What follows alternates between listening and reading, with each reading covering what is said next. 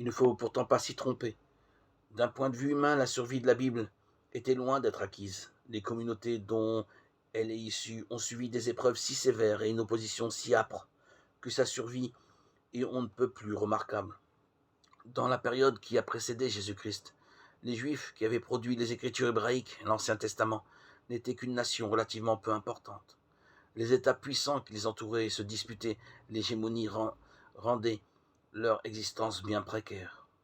Au cours du temps, Israël dut, pour ne pas disparaître, affronter des nations, tant que les Philistins, les Moabites, les Ammonites ou les Édomites.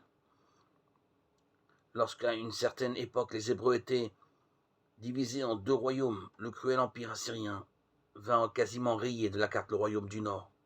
Par la suite, les Babyloniens détruisirent le royaume du Sud. Ils déportèrent aussi le peuple, dont seul un reste revint 70 ans plus tard.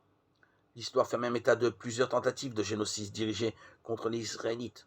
Au jour de Moïse, Pharaon ordonna que l'on mette à mort tous les nouveau-nés israélites de sexe masculin. Si cet ordre avait été exécuté, le peuple hébreu aurait disparu. Exode 1, 15, 22. Des siècles plus tard, lorsque les Juifs passèrent sous la domination perse, leurs adversaires tramèrent la promulgation d'une loi destinée à les exterminer. Esther, chapitre 3, 1, 15.